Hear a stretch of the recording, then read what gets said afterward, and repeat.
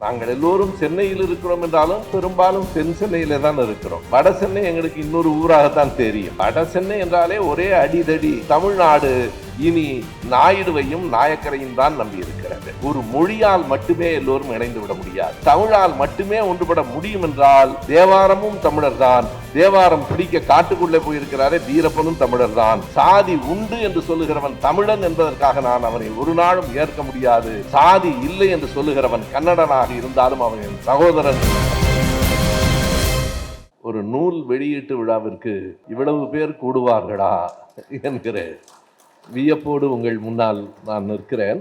இன்றைய நிகழ்விற்கு தலைமையேற்றிருக்கிற வழக்கறிஞர் செந்தில்நாதன் அவர்களே, நூலை வெளியிட்டு சிறப்பித்திருக்கிற நீதியரசர் அரி பரந்தாமன் அவர்களே, பெற்றுக்கொண்டு உரையாற்றி விடைபெற்றிருக்கிற பேராசிரியர் நாகநாதன் அவர்களே, நூலாசிரியர் அருமை மிகு புலவர் பா வீரமணி அவர்களே, செந்தில்நாதன் அவர்கள் பேசுகிற போது புலவர் என்பதை விட பேராசிரியர் என்று சொல்லலாம் என்றார். இல்லை இல்லை, பேராசிரியர்களை விட புலவர்கள் தான் மிகச் சரியாக தமிழை படித்திருக்கிறவர்கள்.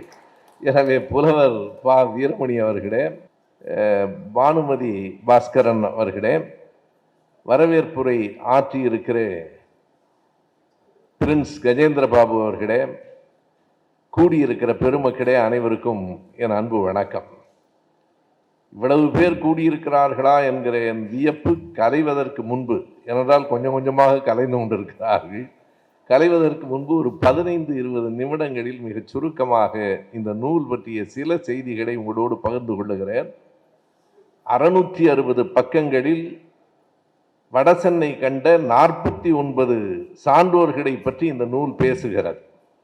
எனவே அத்தனை சுருக்கமாக இந்த நூலினுடைய உள்ளடக்கத்தை சொல்லிவிட முடியாது. இன்னொரு சிக்கலும் எனக்கு இருக்கிறது. ஐயா சிகரம் செந்தில்நாதன் தொடங்கி அம்மா பானுமதி வரைக்கும் ஏறத்தாழ எல்லா செய்திகளையும் சொல்லி முடித்திருக்கிறார்கள். இருந்தாலும் என் பார்வையில் சிலவற்றை நான் சொல்ல வேண்டும். முதலில் நான் சொல்ல விரும்புகிற செய்தி, நாங்கள் எல்லோரும் சென்னையில் இருக்கிறோம் என்றாலும் பெரும்பாலும் தென் சென்னையில தான் இருக்கிறோம். வட சென்னை எங்களுக்கு இன்னொரு ஊராகத்தான் தெரியும். அது மட்டுமல்ல, தென் சென்னையிலே இருக்கிற பலருக்கு வட சென்னை பற்றி ஒரு கருத்து உண்டு. வட சென்னை பெருமக்கள் என்னை மன்னித்துக் கொள்ள வேண்டும். வட சென்னை என்றாலே ஒரே அடிதடி என்பதாகத்தான் ஒரு கருத்து உண்டு. ஏதோ தென் சென்னையில் இருக்கிற அத்தனை பேரும் அஹிம்சா மூர்த்திகள் மாதிரி நாடு முழுவதும் எல்லோரும் எல்லா வகையிலும் நிறைந்திருக்கிறோம். எனவே வட சென்னை என்பது சான்றோர்களின் பிறப்பிடம் என்பதை இந்த புத்தகம் மெய்ப்பித்திருக்கிறது. இந்த புத்தகத்தில் சொல்லப்பட்டிருக்கிற 49 பெயரை, அந்த சான்றோர்களை என் பார்வையில் நான் 3ஆக பிரித்து பார்க்கிறேன். ஒன்று, நாம் யாரும் அறிந்திருக்க முடியாத, நாம் யாரும் அவர்களோடு வாழ்ந்திருக்க முடியாத 10ஆம் நூற்றாண்டிலிருந்து சில நூற்றாண்டுகளுக்கு முன்பு வரை வாழ்ந்த பெருமக்கள். இன்னொன்று, நாம் அறிந்த, நேரடியாக பழகவில்லை என்றாலும் அவர்களை பற்றி படித்திருக்கக்கூடிய, அறிந்திருக்கக்கூடிய சான்றோர்கள். இறுதி பகுதியில் இருக்கிறவர்கள் நாம் சிலர் அவர்களோடு நேரடியாகவே பழகி இருக்கிறோம், அவர்கள் காலத்திலேயே நாம் வாழ்ந்திருக்கிறோம் என்பது. என்னை பொறுத்த அளவு அந்த இறுதி பகுதியில் இருக்கிற ஐயா புலவர் கீதா பச்சையப்பன் அவர்கள், பாரி நிலையம் செல்லப்பனார், நம்முடைய சைவ சித்தாந்த பதிப்பினுடைய ஐயா முத்துக்குமாரசாமி அவர்கள், அரு சங்கர், முத்து குணசேகரன், இவர்களை எல்லோரையும், குறிப்பாக புலவர் கோ தேவராஜன், இவர்கள் எல்லோரோடும் நான் பழகியே இருக்கிறேன். தேவராஜன் அவர்கள் நடத்திய கூட்டத்தில் கலந்து கொண்டிருக்கிறேன். கீதாப்பா அவர்களோடு போராட்டங்களிலும் கலந்து கொண்டிருக்கிறேன். எனவே அறியாத பெருமக்கள், அறிந்தவர்கள், பழகியவர்கள் என்கிற 3 வகையில் இந்த புத்தகத்தில் இருக்கிற பெருமக்களை நான் பார்க்கிறேன். குறிப்பிட்டு சில செய்திகளை சொல்ல வேண்டும். இந்த சான்றோர்களின் பெயர்கள் குறிக்கப்படுகிற போது அஷ்டாவதானம் வீராசாமி செட்டியார், தாண்டவராய முதலியார், தங்கப்ப நாடார், மழவை மகாலிங்க ஐயர் என்று சாதி பட்டங்களோடு தான் அந்த பெயர்கள் இருக்கின்றன. சான்றோர்கள் சாதி பெயர்களை வைத்துக் கொள்வார்களா என்றால் வேறொன்றும் இல்லை. அது வரலாற்றை எழுதுகிற போது அன்றைக்கு அவர்கள் எப்படி வழங்கப்பட்டார்களோ அந்த பெயர்களை அப்படி எழுதுவதுதான் சரி என்பதற்காக குறிப்பிடப்பட்டிருக்கிறது. ஒரு கட்டத்தில் சாதி பெயர்கள் சொல்லப்பட்டன. நாயுடு, நாயக்கர், முதலியார் என்றுதான் வரதராஜன் நாயுடு அவர்களும் தந்தை பெரியார் அவர்களும் திருவிகா அவர்களும் குறிப்பிடப்பட்டார்கள்.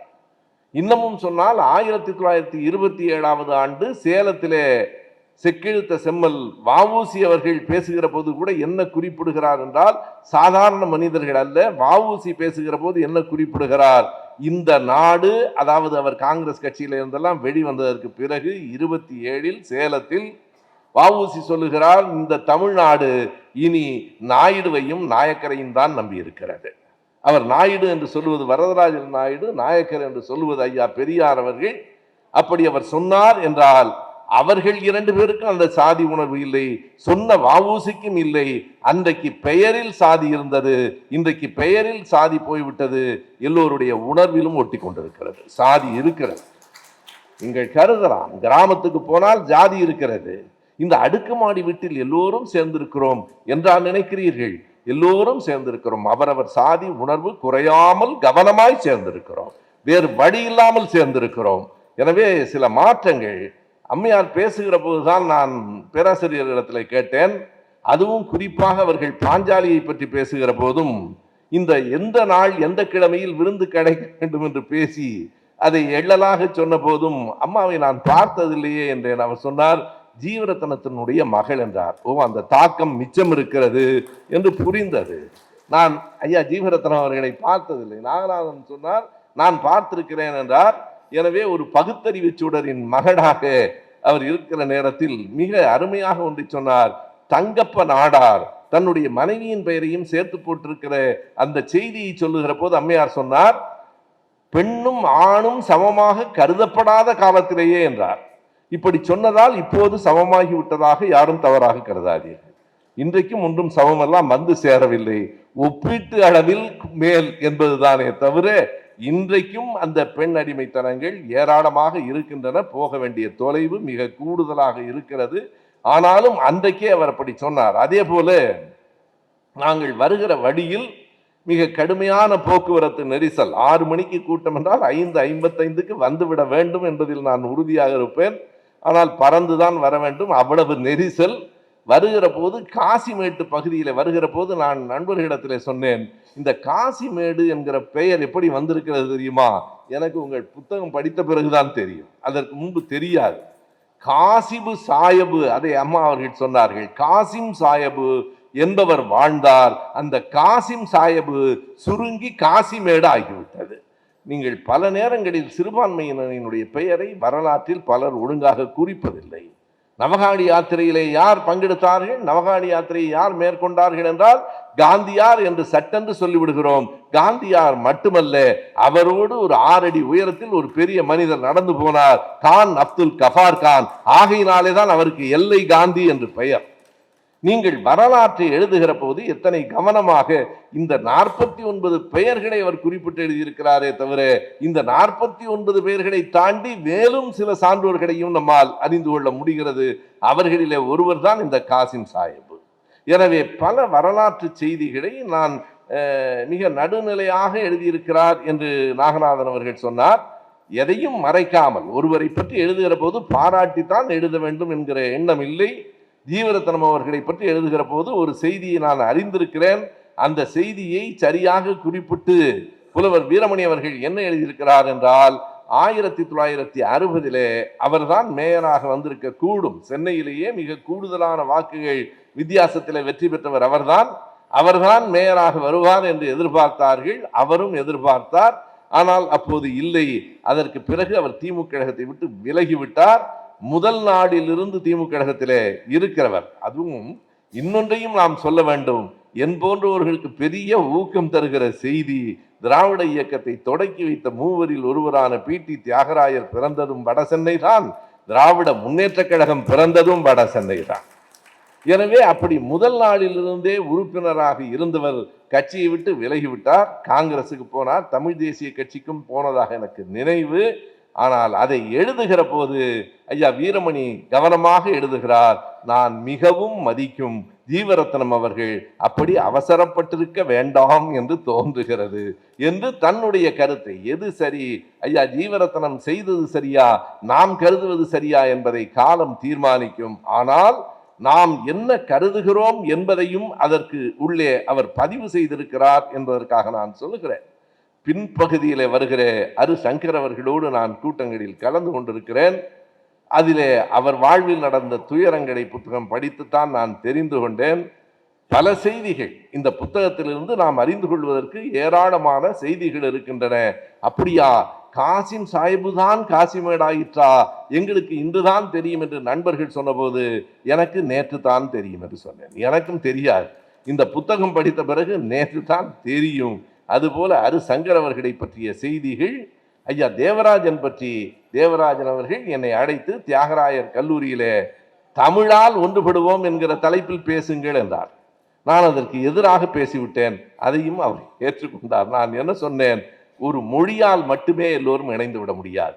தமிழ் நம் தாய்மொழி, தமிழ் நம் அன்புக்குரிய மொழி, தமிழ் நாம் நேசிக்கிற மொழி. இருந்தாலும் தமிழால் மட்டுமே ஒன்றுபட முடியும் என்றால் தேவாரமும் தமிழர் தான். தேவாரம் பிடிக்க காட்டுக்குள்ளே போயிருக்கிறாரே வீரப்பனும் தமிழர் தான்.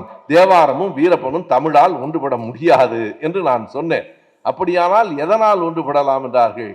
கருத்தியலால் மட்டும்தான் நாம் ஒன்றுபட வேண்டும். கருத்தியல் தான் நம்மை ஒன்றுபடுத்துமே தவிர சாதி உண்டு என்று சொல்லுகிறவன் தமிழன் என்பதற்காக நான் அவனை ஒரு நாளும் ஏற்க முடியாது. சாதி இல்லை என்று சொல்லுகிறவன் கன்னடனாக இருந்தாலும் அவன் சகோதரன் என்று கருதுவதுதான் அடிப்படையான கருத்தியலாக இருக்க வேண்டும். எனக்கு ஒரு அச்சம் உண்டு. பாருங்கள், தமிழ் துரோகி என்று சொல்லிவிடுவார்கள்.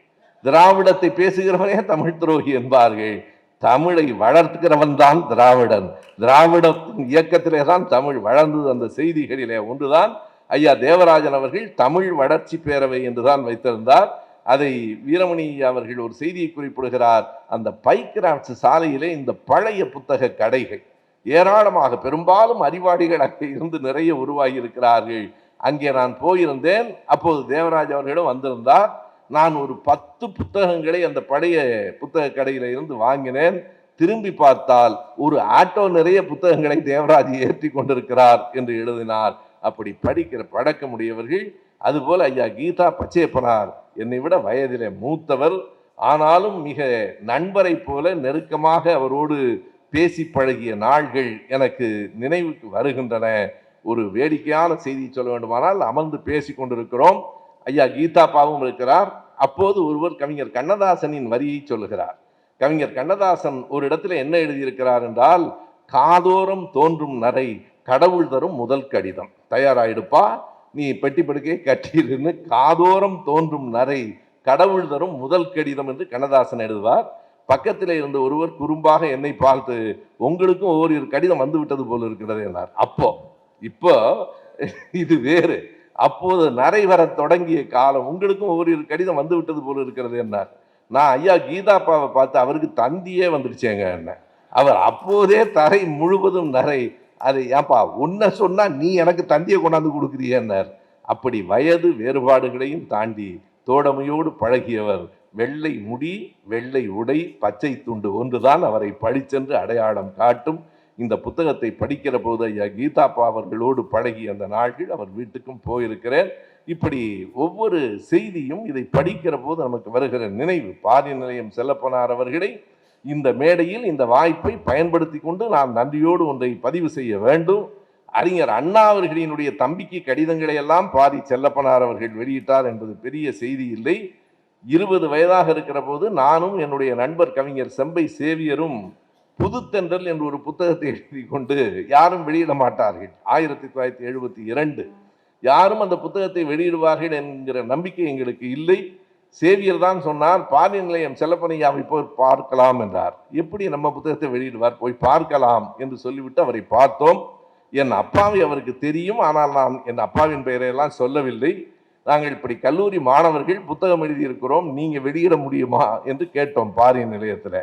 அப்படியா என்று கேட்டார். அவர் அதிகம் பேசவே மாட்டார். மொத்தம் அரை மணி நேரத்தில் 6 சொற்கள் தான் பேசியிருப்பார். பிறகு அந்த புத்தகத்தை கொடு என்றார். வாங்கி புரட்டினார். முதல் கவிதையை படித்தார். என் முகத்தை பார்த்தார். அந்த முதல் கவிதை என்ன தெரியுங்களா? கோயில் இல்லா ஊரில் குடியிருப்போர் வாழ்க, குளைத்து நீர் பூசா கொள்கையினர் வளர்க, 1000ஆம் பகைகள் அணிவகுத்த போதும் அயராத பெரியார் அருந்தொண்டு வெல்க. 20 வயசுல அப்பவே வில்லங்கமா தான் எழுதியிருக்கிறான்ட்டு இதை பார்த்த உடனே அவர் பார்த்துட்டு என் முகத்தை பார்த்தார். சரி, புத்தகத்தை வாங்கிட்டு புறப்பட வேண்டியதான் போல இருக்கு. பார்த்துட்டு என் முகத்தை பார்த்துட்டு சரி போட்டுக்கலாம் போங்கன்னார். எங்கள் புத்தகத்தை வெளியிட்டது மட்டுமல்ல, ஒரு 3 மாதம் 4 மாதத்திற்கு பிறகு இத்தனை புத்தகம் விற்றிருக்கிறது என்று அதற்கு பணமும் அனுப்பி வைத்த மனிதர் பாரின் நிலையம் செல்லப்பனார் தான். எனவே அப்படிப்பட்ட மனிதர்கள் எல்லோரும் வடசென்னையிலே இருந்திருக்கிறார்கள். கலியனார் என்று 10ஆம் நூற்றாண்டிலே பெரிய புராணத்திலே இருக்கிற கலியனார் பட்டினத்தடிகள் தொடங்கி 1000 ஆண்டுகளுக்கு முன்னால் வாழ்ந்த கலியனாரில் இருந்து 6 ஆண்டுகளுக்கு முன்னால் மறைந்த மக்கள் மருத்துவர் ஜெயச்சந்திரன் வரையில் பலரையும் நீங்கள் பதிவு செய்திருக்கிறீர்கள். இதை தொகுப்பதற்கு 2 ஆண்டுகள் ஆயின என்று எழுதியிருக்கிறீர்கள். எனக்கு வியப்பாக இருந்தது, 2 ஆண்டுகளுக்குள்ளா இவ்வளவு வேலையை முடித்து விட்டீர்கள் என்றுதான் எண்ண தோன்றியது. அதான் 2 ஆண்டுகளில் இதை எழுதி முடிக்க முடியாது. ஒன்றை தேடுவது என்பது மிக கடினம். அதை பற்றி சொல்வதற்கு முன்னால் எனக்கு ஒரு விருப்பம், ஒரு நூல் எழுத வேண்டும் என்று. நிறைய நூல்களை எழுதினாலும் அந்த நூலை என்னால் இன்னமும் எழுதி முடிக்க முடியவில்லை. காரணம், தேட வேண்டியிருக்கிறது. என் அப்பாவின் நண்பர்கள் என்று ஒரு புத்தகம் எழுத வேண்டும் என்று தோன்றிற்று. நான் பிறந்த காலத்தில் இருந்து சுயமரியாதை குடும்பத்தில் பிறந்தவன். எங்களை எப்போதும் எங்கள் அப்பாவும் அம்மாவும் எங்கே விடுமுறைக்கு அழைத்து செல்வார்கள் என்றால் அத்தை வீட்டுக்கும் பெரியப்பா வீட்டுக்கும் நாங்கள் போனது இல்லை. புதுக்கோட்டையில் சின்னையா மாமா, பூவாளூரில் பொன்னம்பல ஐயா, இந்த மாமா ஐயா என்பதெல்லாம் கொள்கையால் வந்த உறவே தவிர உடன் பிறந்ததால் வந்த உறவு அல்ல. எனக்கு அவர்களை பற்றி எழுத வேண்டும். புதுக்கோட்டையிலே சின்னையா மாமா அவர்களை பற்றி, திருச்சியிலே டிடி வீரப்பா அவர்களை பற்றி, பூவாளூரில் பொன்னம்பலனாரை பற்றி, திருச்சியிலே ஆரோக்கியசாமி ஐயாவை பற்றி, எஸ்வி லிங்கம் அவர்களை பற்றி பல செய்திகளை என் அப்பா சொல்லியிருக்கிறார். ஒரு கிராமத்துக்கு போனோம். போய் கொண்டிருக்கிற போதே ஒரே எதிர்கூச்சல். அன்றைக்கு கூச்சலும் எதிர்ப்பும் இல்லாமல் கூட்டம் நடந்தால்தான் பெரிது. உடனே எஸ்வி லிங்கம் அவர்கள் என்ன செய்தார், அந்த மைக்கை வாங்கி, என்னப்பா இப்படி சத்தம் போடுறீங்க, நம்ம ஊருக்கு வந்திருக்கிறாங்க, அவங்கெல்லாம் நம்ம ஊரை பற்றி என்ன நினைப்பாங்க, நீங்கள்லாம் அமைதியா இருங்க, நம்ம ஊருக்காரங்களை மதிக்க வேண்டாமா என்று சொன்னார். அப்பா சொன்னார், அவருக்கு அந்த ஊருக்கு எந்த சம்பந்தமும் இல்லை, நம்ம ஊருக்கு வந்திருக்கவன போய் நீ இப்படி எல்லாரும், ஓ இவன் நம்ம ஆளுதான் போல இருக்குன்னு நினைச்சிட்டு அமைதியா இருந்தான் பார். எஸ்வி லிங்கத்தை பற்றி அப்பா சொல்லுகிற இன்னொரு செய்தி, வருகிற போது கையில பையெல்லாம் அவர் எடுத்து வர மாட்டார். வந்து அடுத்த நாள் காலையில், சுபையா உன் சட்டை வேசியை கொடுன்னு அவர் கட்டி வந்த வேசியை துவைச்சு சட்டையை போட்டுட்டு அப்பாவோட வேசி சட்டையை கட்டிட்டு அடுத்த ஊருக்கு போயிடுவார் என்று. இப்படி வாழ்ந்தவர்கள் என் அப்பாவின் நண்பர்கள் என்று அவர்களை தொகுக்க வேண்டும் என்ற ஆசை இருந்தது, இன்னமும் முடியவில்லை. ஐயா வீரமணி ஐயா அவர்கள் 49 பேரை தொகுத்திருக்கிறார்கள். குறிப்பாக இந்த புத்தகத்தில் நான் அறிந்து கொள்ள வேண்டும் என்று நினைத்த ஒரு மனிதரை முழுமையாக அறிந்து கொண்டேன். அவர்தான் மக்கள் மருத்துவர் ஜெயச்சந்திரன். அவரை பற்றி நான் கேள்விப்பட்டேன். 5 ரூபாய் மருத்துவர் என்று சொல்லுவார்கள். 5 ரூபாய் வாங்கி கொண்டு கடைசி வரைக்கும் அவர் நினைத்திருந்தால், படித்த பிறகுதான் எனக்கு தெரியும், அவருடைய மனைவியும் மருத்துவர், அவருடைய பிள்ளைகளும் மருத்துவர். ஆனால் பணம் சேர்க்க வேண்டும் என்று இல்லாமல் வாழ்ந்த இந்த வாழ்க்கைக்கு பொருள் சேர்க்க வேண்டும் என்று நினைத்து எல்லோரும் பொருளை சேர்க்கிறார்களே தவிர வாழ்க்கைக்கு பொருளை சேர்க்கவில்லை. அப்படி சேர்த்த அந்த மனிதரை பற்றி அறிந்து கொள்ள வேண்டும் என்று கருதினேன். அவர் இந்த ஊரிலே பிறந்தவர் அல்ல, கல்பாக்கத்துக்கு பக்கத்திலே பிறந்தவர். என்ன வேடிக்கை என்றால், ஐயா பொற்கோ அவர்கள் முன்னுரையிலே எழுதியிருப்பது போல, வடசென்னை கண்ட சான்றோர் என்றால் என்ன பொருள் என்றால், எல்லோரும் வடசென்னையிலே பிறந்தவர்கள் இல்லை, வடசென்னை கண்டெடுத்த சான்றோர்களும் வடசென்னையை கண்ட சான்றோர்களும், வேறு எங்கோ பிறந்து வடசென்னையை வந்து கண்ட சான்றோர்களுமாக கலந்திருக்கிறார்கள். ஒரே ஒரு ஐயம் இருக்கிறது, நேரம் கருதி விரைவாய் சொல்லி முடிக்கிறேன். மழவை மகாலிங்கம் ஐயர் பற்றி படிக்க வேண்டும் என்கிற விருப்பம் எனக்கு நெடுநாள் இருந்தது. பல செய்திகளை எழுதியிருக்கிறீர்கள். ஊவேசா தன்னுடைய மிகப்பெரிய குருநாதன் என்று மகாவித்வான் மீனாட்சி சுந்தரம் பிள்ளையை சொல்லுவார். மகாவித்வான் மீனாட்சி சுந்தரம் பிள்ளையை பார்த்து மழவை மகாலிங்கர் தம்பி யாருன்னு கேட்டாராம். அவரை விட சின்ன பையனா மகாவித்வான் இருந்திருக்கிறார். அப்படிப்பட்ட மழவை மகாலிங்க ஐயரை பற்றிய செய்திகள் எல்லாம் இருக்கின்றன. என்ன ஒரு ஐயம் இருக்கிறது என்றால், நான் படித்திருக்கிறேன், 1847 திருக்குறளை முதலில் வெளிக்கொண்டு வந்தவர் மழவை மகாலிங்க ஐயர் தான் என்று. அந்த செய்தி இந்த நூலில் கிடைக்கவில்லை. ஒருவேளை விடுபட்டிருக்கிறதா அல்லது நான் தவறாக நினைத்து கொண்டிருக்கிறேனா என்பதை ஏற்புரையில் சொல்லுங்கள். வாய்ப்புக்கு நன்றி, வணக்கம்.